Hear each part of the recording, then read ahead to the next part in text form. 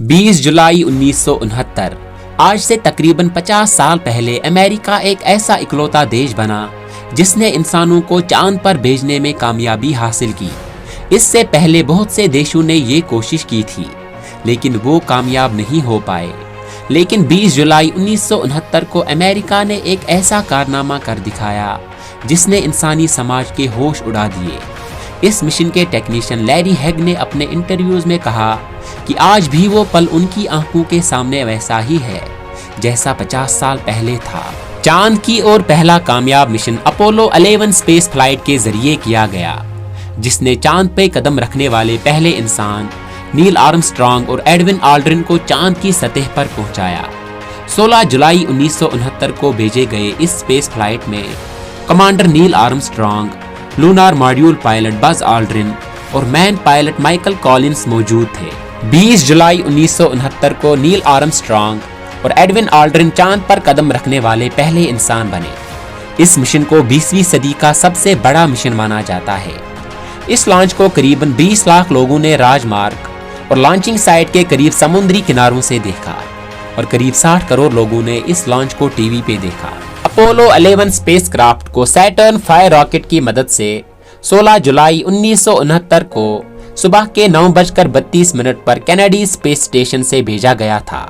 सिर्फ 12 मिनटों के अंदर ही ये अर्थ के ऑर्बिट में दाखिल हो गया और जमीन के गिर्द एक चक्कर लगाने के बाद इस IBP नाम के रॉकेट ने उसे चांद की ओर छोड़ दिया और इसके ठीक 30 मिनट बाद सैटर्न 5 रॉकेट के आखिरी हिस्से से अलग होकर लूनार एयरक्राफ्ट चांद की ओर बढ़ने लगा। 19 जुलाई अपोलो 11 चांद के पिछले हिस्से पे पहुंच गया और अपने रॉकेट की मदद से चांद के चैम्बर में दाखिल हो गया। इस एयरक्राफ्ट के उतरने के लिए सी ऑफ ट्रैंक्विलिटी को चुना गया क्योंकि ये जगह फ्लैट थी। रेंजर 8, सर्वेयर 5 और लूनार ऑर्बिटल सैटेलाइट की मदद से इस जगह का पहले ही पता लगाया गया था।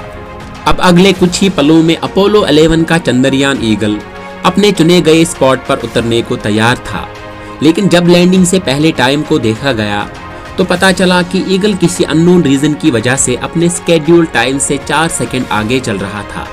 यानी इसका मतलब ये था कि जिस जगह को लैंडिंग के लिए चुना गया था, अब ईगल वहां ना उतरकर किसी ऐसी जगह लैंड करेगा जिसका आइडिया ना तो कंट्रोल सेंटर को था और ना ही स्पेसक्राफ्ट में बैठे क्रू को। और अब ईगल कंट्रोलर और डायरेक्शन कंप्यूटर ने खतरे के सिग्नल भेजने शुरू कर दिए और उधर लैंडिंग का वक्त भी धीरे धीरे नजदीक आ रहा था। अब ये आर्मस्ट्रांग को तय करना था कि स्पेसक्राफ्ट को किसी क्रैटर में उतरने दे या इसका कंट्रोल अपने हाथों में लेकर इसकी लैंडिंग किसी ऐसी जगह करवाए जिससे क्रू और स्पेसक्राफ्ट दोनों बच सके। तो आर्मस्ट्रांग ने वक्त की नज़ाकत को ध्यान में रखकर स्पेसक्राफ्ट का कंट्रोल अपने हाथों में लिया और 20 जुलाई रात के 8:17 पर स्पेसक्राफ्ट की सेफ लैंडिंग करवा दी। अपोलो 11 की लैंडिंग के 6.5 घंटे बाद 21 जुलाई रात के 2:46 पर नील आर्मस्ट्रांग ने चांद पर अपना पहला कदम रखा और कहा कि इंसान के लिए ये बस एक छोटा कदम है, लेकिन इंसानियत के लिए मानो ये एक बहुत बड़ी छलांग है।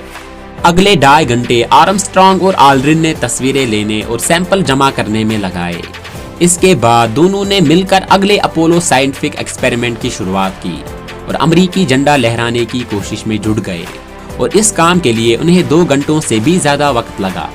इसके बाद तकनीकी मुश्किलात और खराब मौसम के बावजूद चांद की सतह से टीवी पर लाइव ब्रॉडकास्टिंग शुरू हुई, जो ब्लैक एंड व्हाइट थी, जिसे लगभग 60 करोड़ से भी ज्यादा लोगों ने देखा।